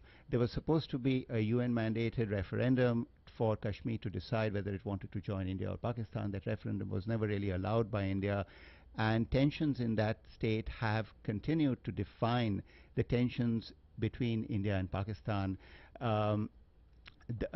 The Kashmir is really the defining focus to a large extent of Pakistan's foreign policy. Kashmir and the anti-Muslim hysteria generated by the Hindu right-wing government that is currently in India was instrumental in bringing it into power a year ago. And the bombing of Afghanistan, who would then benefit in India? Praveen Swami. Certainly the Hindu right as things stand in a purely propaganda sense. But I just want to take off from what Zia had to say about the role of Kashmir in sort of helping the BJP come to power. In fact, it's quite interesting because everyone talks a lot about Muslim fundamentalism, but Hindus in India and other communities like Sikhs and Buddhists have been going through very similar processes where the extreme right, the religious right, has been resurgent over the last couple of decades. It's not purely to do with Kashmir, it's not purely to do with local issues, it's also to do with this highly inequitable sort of economic order which has come to be in all these countries, with desperate poverty, which is also partly the consequence of the kind of World Bank order of things which has been imposed in these states. And these inequalities, these enormous strains of modernization have fed these problems. It's not just about Kashmir in that sense. Having said that, there's also a sense in India that the two major insurgencies it has faced in these last 2 decades, more than 21,000 people were killed in Punjab. Another roughly 20,000 have died in Jammu and Kashmir. That many of these insurgencies have come about at the hands of organizations created, financed by the USA as a result of its engagement in Afghanistan against the Soviet Union. So there's also a great deal of skepticism whether the US commitment now to end violence is a commitment only to end violence against Americans, or in fact a commitment to end the terrible suffering that US policy has inflicted on the subcontinent. We're talking to three guests, one in New Delhi, one here in the studio just outside of the wreckage of the World Trade Center, and one in Princeton, New Jersey, Zia Min, Praveen Swami in New Delhi, Aniruddha Das with us from Asia Pacific Forum on Pacifica Station WBAI in New York. The issue right now of the bombing of Afghanistan, in terms of nuclear politics, Zia Min, what does this mean? Because, in fact, Bush has talked about tactical nuclear weapons. I think that opening up a nuclear aspect to this crisis has already happened to some extent. In that, not just that the U.S. does have an overwhelming nuclear capability that it can bring to bear, should it want to, but that both Pakistan and India now have nuclear weapons. And one of the things that has seemed to concern the United States in recent days has been that if Pakistan does become unstable as a consequence of U.S. actions in Afghanistan, then what happens to Pakistan's nuclear weapons in all this? And there have been demands by Islamic radical groups, public demands, that religious Islamic officers in the Pakistan army should take sides in this contest that is about to take place. And in that kind of incitement to mutiny, so to speak, that is being encouraged by these groups, I think that we should all be rightly concerned about what happens to these nuclear weapons. But on the other hand, the Pakistani army has proved itself in the past to be very cohesive. All the coups that have taken place in the history of Pakistan have been led by the Chief of Army Staff. And there are only a small number of weapons, so it's they're presumably well guarded and so on. But I think the real question that we have to face in the long term is that whether the United States succeeds or fails to capture or kill Osama bin Laden or destroy to whatever extent the group that he is associated with as a consequence of this, at some stage it will leave. And the question is, what is the legacy that is left behind in South Asia as a consequence? And I think we all fear that in the same way as the legacy that the U.S. left behind 10 years ago when the Soviet Union left Afghanistan, and there was the end of the Cold War and the collapse of the Soviet Union, but what we got was the rise of organizations like the Taliban, an army of jihadis, of radical Islamic warriors spreading themselves across South Asia, and a proliferation of weapons and drugs that had been parcel of this process, that in the situation that we now face, it could be that and that much worse. And so I think that, in the case of both Pakistan and India, the prospects, regardless of how this turns out in terms of the U.S. meeting its goals or not, is that 1.5 billion people will be left with a huge crisis that may be unmanageable by anybody. Aniruddha Das, what about the peace movement in India? The interesting thing is that that actually over the last couple of days there has been a growing opposition to this drumbeat of war on the subcontinent. In the first couple of days right after September 11th, of course, the Indian population was treated only to images from CNN and Fox TV. But a number of things happened. First, people started reading about the attacks on Sikhs, the attacks on South Asians, the attacks on Arabs, and so on. And so there was that sense of us as a community actually not being just third-party observers. Then India has a long history of actually being burnt terribly by involvement with terrorist/anti-terrorist activities. You probably all know that there was this, in 1984, there was a move of sort of developing Sikh violence in India. historically, it's been very well established that the leader of that Sikh separatist group, Bhindranwale, was actually set up by Mrs. Gandhi in a way, in a sort of big sister equivalent of the US setting up its terrorist cells elsewhere. Well, Bhindranwale grew too big. He had to be shot down. Mrs. Gandhi died as a result. Similarly, in Sri Lanka. So India is really wary of getting involved in these sorts of activities. And in the last 2 days, there have been repeated calls in a number of major opinion-forming newspapers from 2 former prime ministers, from all the left parties, the communist parties in India, to not get involved in any way in this growing movement, this coalition against Afghanistan. You know, it's interesting. Wall Street opened yesterday, and it suffered one of the biggest drops in a long time. But those that didn't suffer that drop were the weapons manufacturers. Of course, they're the big beneficiaries of this. We also have the story, United States has vowed to use its economic as well as military might to win allies and intimidate foes in its new war against terrorism, and the Bush administration officials are studying a mix of trade measures, sanctions, loans, and aid they plan to wield. The U.S. Trade Representative Robert Zoellick, noting that the targets in last week's attacks included the World Trade Center as well as the Pentagon, said, "Our enemies recognize that America's power emanates from the security, the economic, and the political, so our response cannot be one-dimensional." They're talking about negotiating, completing a deal, paving the way for the World Trade Organization entry for China, which borders Afghanistan, has strong ties to Pakistan. A trade deal is expected to be announced during the visit to Washington this week of President Megawati Sukarno-Putri of Indonesia, the world's largest Muslim nation. And there's a new sense of urgency for the Senate to pass free trade agreement with Jordan, which has vowed vigorous support for the United States. So all sorts of pressures are coming to bear on different countries. In terms of the military relationship with India, maybe you can address this, Praveen Swami. What weapons manufacturers, what does the U.S. government give to India?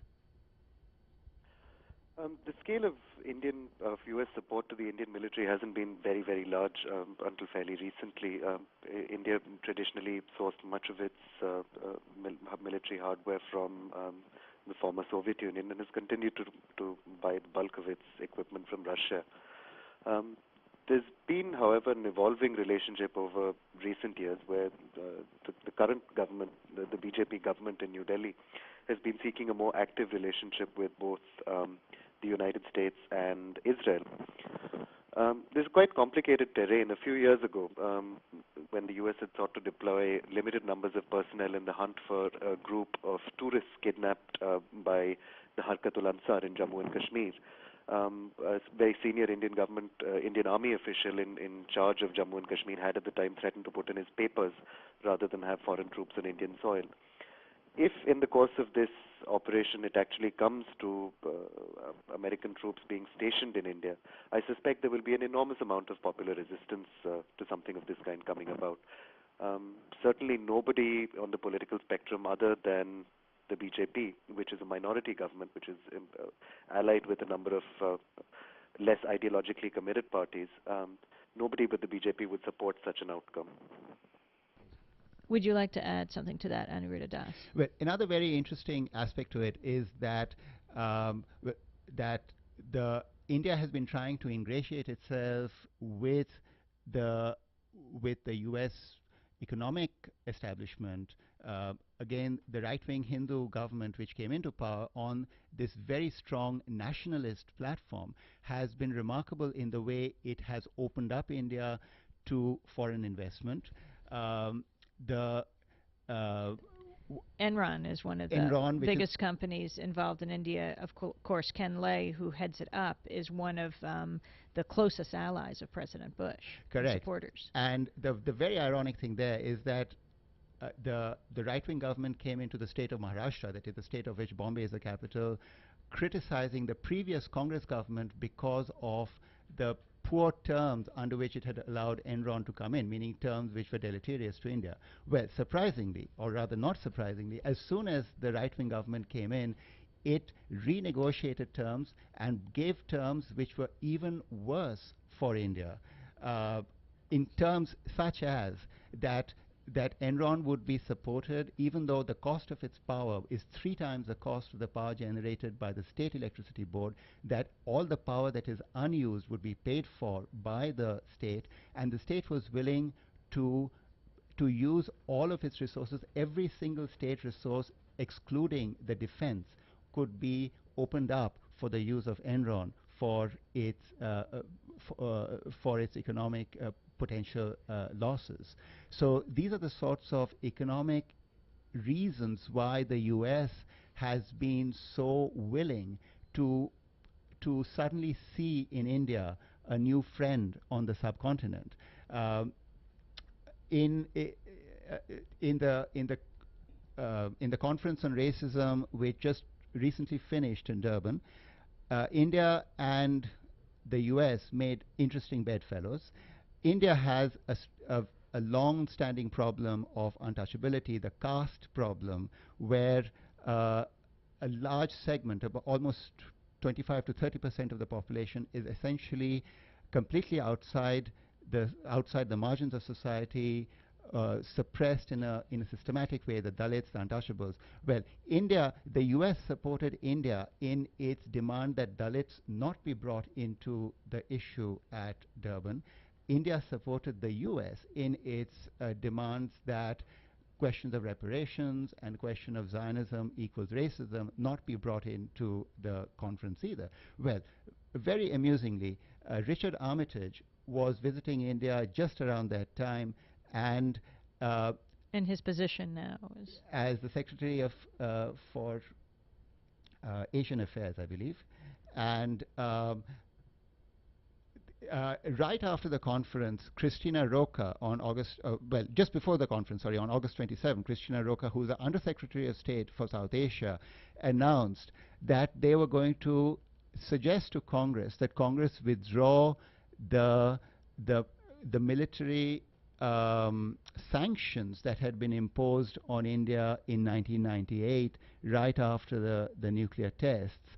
So in all of these ways, India has been using its own very narrow agenda to try and push forward its very narrow agenda, and it has been trying to do that even in this crisis that emerged after September 11th. We have to wrap up. At Amin, is it fair to say that what this new alliance that is being created, pushed forward by the United States with Pakistan, India, etc., is shoring up the right in these countries?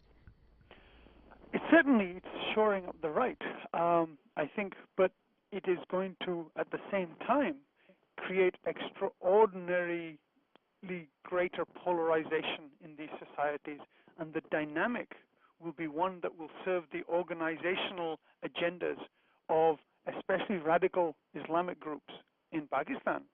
And I think the consequences of that and the way that it will spill over both in Pakistan and in India and into the larger area of South Asia are potentially catastrophic. Well, on that note, I want to thank you all for being with us. In our next segment, we're going to talk about the War Powers Act. Zia Amin, Pakistani peace activist and physicist at Princeton University in New Jersey. Aniruddha Das, professor of neurobiology at Columbia University, co-producer of Asia Pacific Forum at WBAI in New York. And Praveen Swami, writer with the Indian magazine Frontline, speaking to us from New Delhi. You are listening to Democracy Now! In Exile, just outside the Ground Zero. Back in a minute. The goat in the M was the puppet who danced for the power. The hero of hate who gambled on hell for his hour. Father of his country was stamped on the medals we shower. But please be reassured, we seek no wider war. Machine gun bullets became the bloody baptizer, and the Falcon copters don't care if someone's the wiser. But the boy in the swamp didn't know he was killed by advisor. So please be reassured, we seek no wider war. And fires were spitting at forests in defoliation. Phil Oakes, we seek no wider war here on Democracy Now! In Exile, Free Speech Radio, Ground Zero Radio. I'm Amy Goodman. On Saturday, Congress passed resolutions in the House and Senate authorizing, quote, the use of force against terrorists. The votes were 420-1 in the House and 98-0 in the Senate, with only Democratic Congresswoman Barbara Lee voting against the use of force. Bush administration officials and congressional leaders have been beating the war drums almost nonstop since last Tuesday's terrorist attacks. Administration officials have said that the U.S. will end countries harboring terrorists, topple regimes that support them, and use unconventional methods to wage warfare with an adversary that has yet to be named. Yet there has been remarkably little discussion of what it means to pass an open-ended resolution authorizing military action abroad. We're joined by two people. Francis Boyle is professor of international law at the University of Illinois College of Law, and Daniel Fisk is with us from the Heritage Foundation. He's deputy director of foreign policy research. Let's begin with you, Daniel Fisk. Can you talk about the resolutions that were passed? Well, the key resolution is the resolution to authorize the use of the U.S. Armed Forces. And as you noted, it was passed overwhelmingly by both the House and the Senate. And it authorizes the President to, quote, use all necessary and appropriate force against those nations, organizations, or persons that, close quote, that he determines were involved or in some way supportive of what happened last Tuesday. And in a way, I mean, this is fulfilling the constitutional responsibilities of both political branches of government. They've now spoken in terms that we need to respond, and the President has given specific authority to do so by Congress. Francis Boyle, your response to the resolutions passed almost unanimously in the House and the Senate. Thank you, Amy. And I first want to express my condolences and sympathy to everyone there in Manhattan who has suffered now for the past week. This resolution is extremely dangerous. It is worse than the Tonkin Gulf resolution.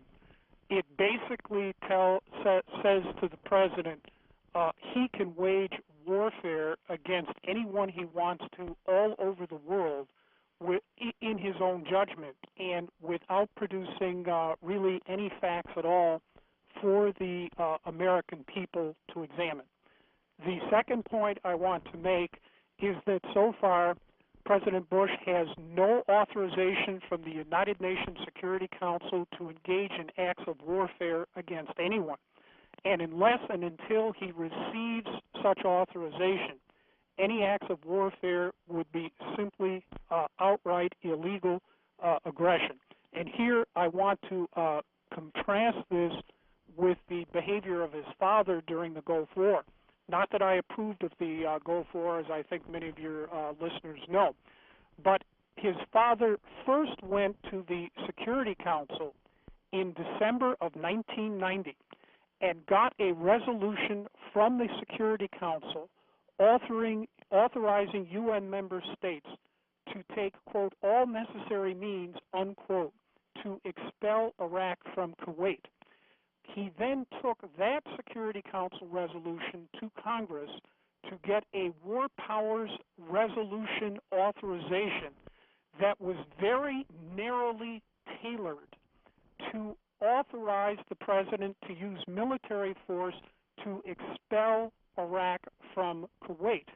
And again, not that I approve of the way that this was conducted, but you'll do note that the President stopped, the first President Bush Sr. stopped the war short of Basra after he had expelled Iraq from Kuwait. This resolution has no limitations at all, unlike the Iraq resolution that was precisely limited to the situation. And then second, so far President Bush Jr. has no authorization from the Security Council, and until he gets that authorization, any uses of military force would be aggression. And you'll note now that there are several states, our allies in Europe and around the world, pointing out the need, the absolute requirement to get authorization from the Security Council, and so far he just doesn't have it. Daniel Fisk, Well, Deputy I Director of think it's Foreign Policy interesting. Research for Heritage. On September 12th, the Security Council met and they passed a resolution, 1368, where they determined terrorism, that terrorist acts are a threat to international peace and security, and they recognize and reaffirm the right of individual or collective self-defense in accordance with the Charter of the United Nations. And it does provide in Article 51 for the right of self-defense that any country that's been the victim of an armed attack may use force to defend itself. And so the President does not have to go to the United Nations on an act of self-defense. And self-defense in this, as I understand it, and as I think it's recognized by a number of legal authorities, involves the right to take the war to the aggressor in order effectively to terminate the attack or even to prevent or deter its recurrence. And that's what is authorized. We were attacked on September 11th. And I equate this in a lot of ways with what Thomas Jefferson faced with the Barbary pirates. And in that sense, too, he was also given an open-ended authority by the not a declaration of war, but authority to cause to be done all such other acts of precaution or hostility that may, in his opinion, require. Well, that's pretty open-ended, too, against, the Barbary pirates. So, I mean, this is not new in American history. And at this point, I mean, the President, I think, has acted consistently with his authorities as Commander-in-Chief and with the dual power that the Congress and the President share in terms of war. Let me ask Francis Boyle what Article 51 of the UN Charter says when it comes to the issue of self-defense. I take it Mr. Fisk has conceded he's not a lawyer, because the Security Council Resolution 1368 does not authorize President Bush Jr. to engage in any use of force. If you have a look at the Security Council resolution from December of 1990 that President Bush Sr. got, you will see that in these resolutions, first, there must be a determination of the existence of a threat to international peace and security under UN Charter Article 39.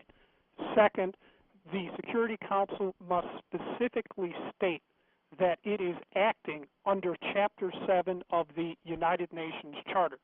And third, the Security Council in December of 1990 also stated that member states are authorized to engage in, quote, all necessary means, unquote, to expel Iraq from Kuwait. This resolution 1368 does not have any of those requirements for a Security Council authorization for the threatened use of force. Finally, in paragraph 6, decides to remain seized of the matter. So at this point, it is really up to President Bush Jr. To get authorization from the Security Council under Chapter 7 of the United Nations Charter. If he does do that, he would then be in the position that President Bush Sr. was in back in December of 1990. But so far, he does not have that authority. Well, he doesn't. Amy, he doesn't need it. Daniel I mean, what the Security Council resolution talks about that they approved on September 12th is they make a determination about terrorism, and then they recognize the inherent right of individual collective self-defense. Article 51 does not require in the right of self-defense that you then have to go to the United Nations. Countries have the right to defend themselves. They do not have the United Nations Charter, just as the United States Constitution, is not a suicide pact, and they don't have to wait to respond. Now, the difference between what happened in Kuwait is that the territory of the United States was not attacked. So at that point, I mean, it would have been fair for Kuwait to shoot back without waiting for the UN to act. What President Bush, the 41st, did was properly build an international coalition responding to the circumstances in which Kuwait came to the United States and said, we want your help in repelling an Iraqi invasion of Kuwaiti sovereign territory. Now, last I checked, the World Trade Towers were real estate in the territory of the United States. So I don't understand. This is, you know, yes, I am a lawyer, and that's beside the point, because the fact of the matter is states have the right to defend themselves. Well, what about that issue, Francis Boyle? And who exactly, I might ask Daniel Fisk, would the United States be defending themselves against? Who do you see as the enemy here? Let me respond to his point. Article 51 says that there is a right of self-defense if an armed attack occurs against a member of the United Nations. By armed attack, they mean an armed attack by another nation state. And that's very clear if you read the negotiating history of the United Nations Charter. This is not an armed attack by another nation state. What we have here, and indeed President Bush Jr. got it right the first time when he called it in his first statement an act of terrorism. An act of terrorism is not an armed attack.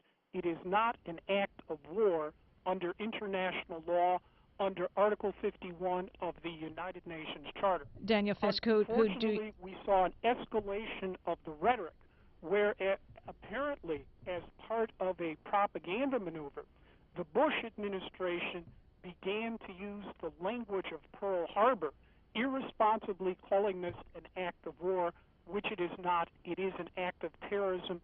That is certainly true, and it must be treated quite seriously as an act of terrorism. Well, Daniel Fisk, your response to that, who you see as the enemy here? Well, that's an interesting question, because at this point, while the finger is being pointed at Osama bin Laden, there are still open questions as whether or not there's state support in this. And we know from the 1993 bombing attempt of the World Trade Centers that there was some evidence that suggested a possible Iraqi involvement. Now, I'm not here to say that Iraq is involved in this, but we don't know. State involvement in this remains an open question. But I just don't think that the law in this sense, I mean, I think it's interesting that for lawyers, all of a sudden we're dealing with the law as a static concept. I mean, I go back to what the Nuremberg Tribunal stated in its opinion and judgment at the close of World War II regarding the law of war. It says, the law of war is not static, but by continual adaptation follows the needs of a changing world. Well, the nature of warfare has changed. And the nature of warfare involved last Tuesday the use of commercial airliners with civilian passengers as weapons. There's no question it's heinous. The question is, what level of proof do you need before you attack? Well, I don't know that it has a standard other than that the political branches, the elected officials, are satisfied that there is sufficient evidence to attack from their judgment. This is not a standard of beyond a reasonable doubt. It's a standard that they will set from a political perspective, and if we don't like the perspective, then in November we can vote against them. Francis Boyle, your final response, and we just have 30 seconds on the issue of who here becomes the target. Well, as Mr. Fisk admitted, we have no evidence, and it would be extremely irresponsible and indeed an act of aggression for the United States to attack Afghanistan under these circumstances. And by the way, I should point out that both the United States and Afghanistan are parties to the Kellogg-Briand Pact of 1928, mandating the peaceful resolution of disputes and also prohibiting war as an instrument of national policy, which is what we're seeing now. And finally, I will point out this. We hate the Nazis at Nuremberg for violating the Kellogg-Briand Pact. On that note, I want to thank you both for being with us. Francis Boyle, Professor of International Law at University of Illinois College of Law, and Daniel Fisk, Deputy Director of Foreign Policy Research for the Heritage Foundation. That does it for today's program. For copies of the show, you can call 1-800-735-0230. You can email us at mail@democracynow.org. Democracy Now! In Exile is produced by Chris Abrams, Brad Simpson, and Miranda Kennedy. Anthony Sloan's our music maestro and engineer. Errol Maitland's at WBIX.org, along with Reem Kathuda. Special thanks to Chase Pearson, Tony Riddle, Rick Youngers, and Hoy No, John Alpert, and Keiko Tsuno of Downtown Community Television. Thank you to Pacifica stations and affiliates, especially KPFA and KFCF. We are Pacifica. In New York, you can see the program on Channel 34 at Manhattan Neighborhood Network. You can also hear us at webactive.com. I'm Amy Goodman in exile from the embattled studios of WBAI. Thanks for listening.